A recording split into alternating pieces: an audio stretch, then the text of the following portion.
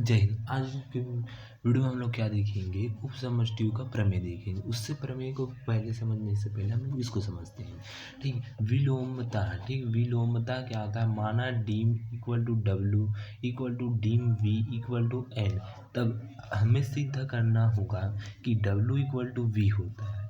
तब माना H days W का एक आधार है, तब L H days equal to W H days में एन सदिश अंतर्विष्ट है। चूंकि एच डेज भी वी का एक उप समुच्चय है और एच डेज में एन रैखिकता स्वतंत्र सदिश है, तो अंतर्विष्ट है, फलतः एच डेज भी वी का एक आधार है। ठीक, तो परिणामतः L H days equal to क्या हो जाएगा, वी हो जाएगा। तो डब्ल्यू इज इक्वल टू क्या हो जाएगा, वी हो जाएगा। ठीक, एल एच डेज को हम लोग क्या किए, डब्ल्यू माने हैं और वी का वी हो जाएगा। ठीक, तो यहाँ पास देखिए, सबसे पहले यहाँ पास क्या देखते हैं, इस प्रकार देखते हैं। ठीक, उप समष्टियों के योग की विमा। ठीक, मतलब डिस्टर्मिनेशन ऑफ सम स्पेस। ठीक, सम स्पेस। तो यहाँ पर देखिए प्रमेय वन देखिए, यदि W1 और W2 एक परिमित विमीय सदिश समष्टि VF है कि दो उप समष्टियाँ हैं, तब डीम W1 प्लस में W2 equal to dim W1 plus में डीम W2 माइनस में डीम W1 इंटरसेक्शन में W2।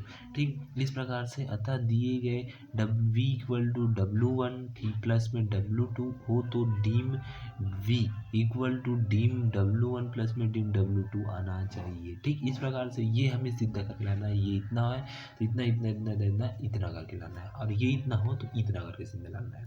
ठीक, तो सबसे पहले हम लोग क्या करेंगे, प्रूफ करेंगे। वेरी एमपी है ये पहला क्वेश्चन, वेरी एमपी है। 2016 में 2019 में पूछा गया, बहुत अच्छा है।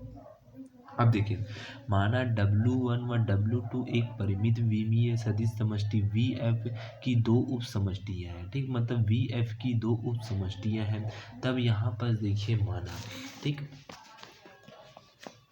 माना समुच्चय S equal to Γ1 Γ2 D gamma K है, तब W1 इंटरसेक्शन में क्या होता है, W2 होता है। ठीक, W1 इंटरसेक्शन में W2 का क्या है, आधार है। ठीक, तो यहाँ पर देखिए VF होता है। ठीक, पहले इस चित्र को समझ देखिए, इस VF के अंदर में कौन है, S है। अब इस S के अंदर में कौन है, ठीक, D alpha 1 alpha 2 alpha 3 alpha है। इस अल्फ़ा 1 अल्फ़ा 2 को क्या है, W1 लिया है, मतलब S1 के अंदर में क्या है, W1 है, और S के ही अंदर में क्या है, W2 है। W1 के अंदर में अल्फ़ा 1 अल्फ़ा 2 अल्फ़ा 3 है, और W2 के अंदर में क्या है, बीटा 1 बीटा 2 बीटा n तक है।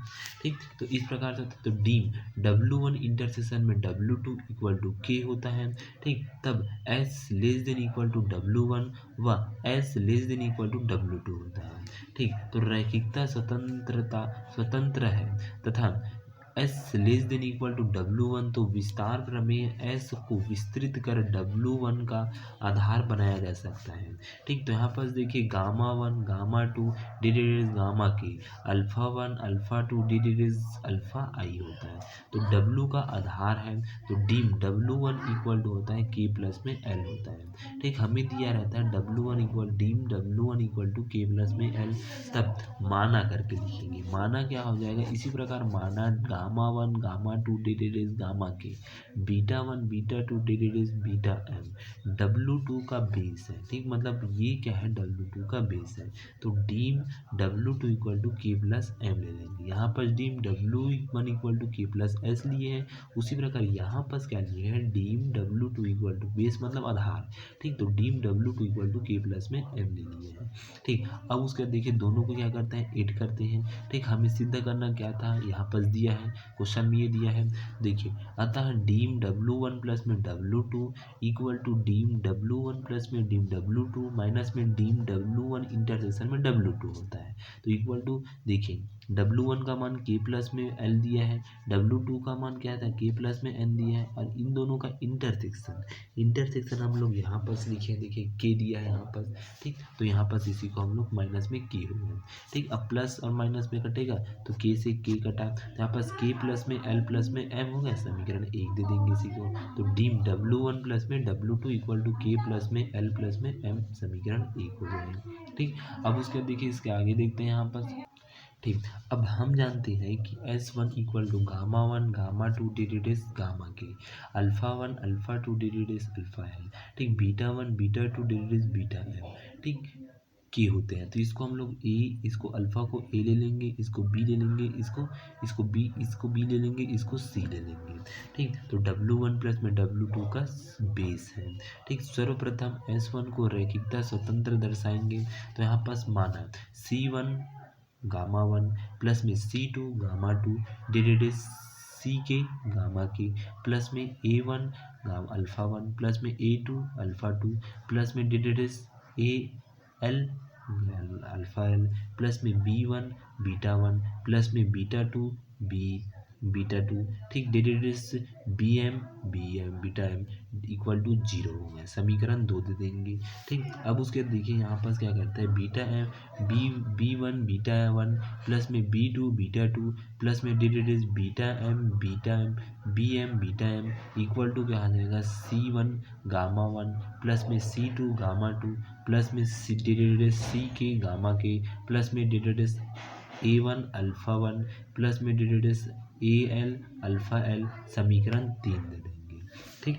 फिर उसके बाद यहाँ पर क्या आ जाएगा, C1 गामा वन प्लस में C2 gamma two divided C K gamma K plus में A1 अल्फा वन प्लस में divided AL alpha L ten is to करता है W पर, ठीक। तो W1 के अवयवों का एक घात संचय है, तब beta one B one beta one plus में B2 बीटा टू डिवाइडेड क्या आता है, beta beta M ten is to करता है W2 पर। ये क्या करता है, W1 पर टेन इज टू करता है, तो ये करता है W2 पर टेन इज टू करता है, ठीक।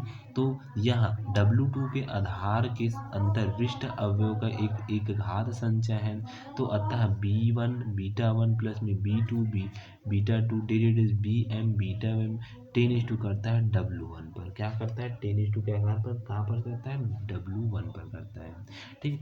तब यहाँ पर देखिए फलतः क्या आ जाएगा, B1 बीटा वन प्लस में B2 beta two divided beta M ten is to करता है W1 इंटरसेक्शन में W1 का मिल गया, W2 मिल गया, और यहाँ पर बीटा वन W1 इंटरसेक्शन में W2 भी हो गया, ठीक। में आधार S के एक घात संचय के रूप में व्यक्त कर सकते हैं, अतः निम्न संबंध का अस्तित्व होगा।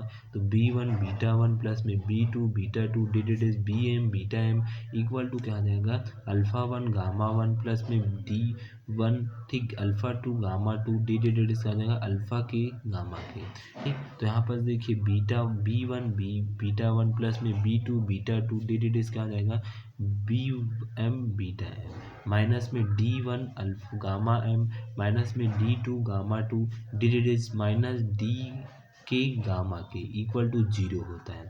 तो B1 का मान इक्वल टू जीरो मिलेगा, B2 का मान जीरो मिलेगा, BM का मान भी हमें जीरो मिलेगा, क्योंकि इक्वल के टू में जीरो का मान है। B1 beta two BM gamma one gamma two gamma three क्या है, रैखिक स्वतंत्रता सदिश है। अब देखिए समीकरण 2 से सभी मान को सभी, ठीक, समीकरण 2 में मान रखने पर, समीकरण 2 में देखिए मान रखते हैं, समीकरण 2 हमारे पास कुछ इस प्रकार से, देखिए ये मान है, ठीक। इसकी जगह हम लोग मान रखेंगे, देखिए इसकी जगह हम लोग मान रखेंगे तो C1 गामा वन प्लस में C2 gamma two divided C K gamma K plus में alpha one alpha two divided यहाँ पर जीरो होता है, ठीक। तो C1 का मान जीरो, C2 का मान जीरो, K1 के सी के का मान जीरो, A1 का मान जीरो, A2 का मान जीरो और AL का मान जीरो, ठीक। ये भी क्या है, रैखिक स्वतंत्र है। बीटा वन का मान भी क्या आ जाएगा, जीरो जीरो जीरो आ गया, उसी प्रकार C1 का मान भी जीरो जीरो आ गया, ठीक। फिर उसके बाद अतः C1 गामा वन प्लस में C2 गामा टू प्लस में C के गामा के डिवाइडेड प्लस में A1 अल्फा वन प्लस में A2 alpha two divided A1 AL alpha L plus में B1 बीटा वन प्लस में क्या आ जाएगा, B2 बीटा टू प्लस में divided BM beta M equal to zero हो जाएगा। इस प्रकार से C1 equal to zero, C2 equal to zero, CK equal to zero, A1 equal to zero, A2 equal to zero, AL equal to zero हो जाएगा, ठीक। उसी प्रकार B1 equal to zero, BM equal to zero हो जाएगा। तो सदिश gamma one gamma two gamma K, ठीक, alpha one alpha two alpha L beta one beta two beta M का क्या है, एक एम समुच्चय एस के रैखिक स्वतंत्र हैं। अतः हम दर्शाएंगे कि L S one equal to W one plus में डब्ल्यू टू, चूँकि डब्ल्यू वन में डब्ल्यू वन प्लस में डब्ल्यू टू वी के कुछ उप समष्टि है, अतः एस वन का प्रत्येक अगर डब्ल्यू वन और डब्ल्यू टू के अंतर्विष्ट है। अतः L S I less than equal to W one plus में डब्ल्यू टू, समीकरण 4 लिखेंगे।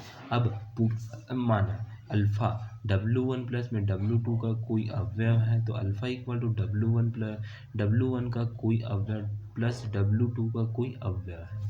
तो इक्वल टू यहाँ पर देखिए डब्ल्यू वन के आधार का एक घात संचय प्लस में डब्ल्यू टू के एक आधार का एक घात संचय, तो एस का एक समघात संचय A ten is to L S one, तो डब्ल्यू वन प्लस में W two less than equal to L S one, समीकरण 5 दे देंगे।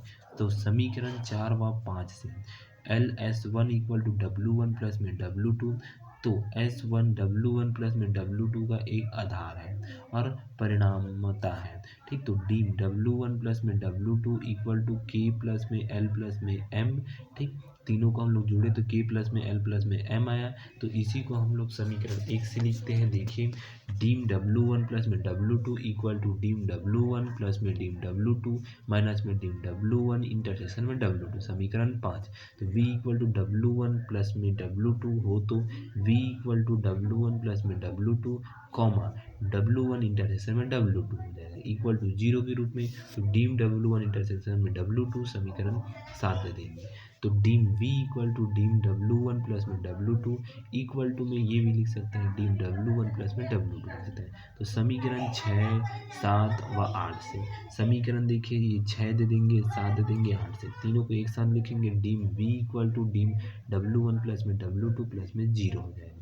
तो dim v equal to dim W one plus में डीम डब्ल्यू टू, इस प्रकार से ये हमें प्रूफ डालेंगे, ठीक। यहाँ पर क्या किए हैं, बस ये मान लिए हैं और ये वाला मान लिए हैं और ये वाला मान रखे, ठीक। सभी का मान हम लोग इसमें रखें, ये तो हमारे पास सेम का सेम है। बस इस इंटरसेक्शन का मान देखिए क्या है, 0 के रूप में मिला है, तो इसके जगह हम लोग 0 बस मान रखेंगे और मान रखने पर हमें dim v equal to dim W one plus में डीम डब्ल्यू टू, इस प्रकार से मान प्राप्त होगा, ठीक। इस प्रकार से आपको याद करना है, ठीक। धन्यवाद, ठीक। इसको एक बार और देख लेना क्योंकि इसको याद करना ही पड़ेगा आपको, ठीक, क्योंकि इसमें समझने का कोई है नहीं है, ठीक। समझेंगे तो बहुत लेट हो जाएगा, ठीक।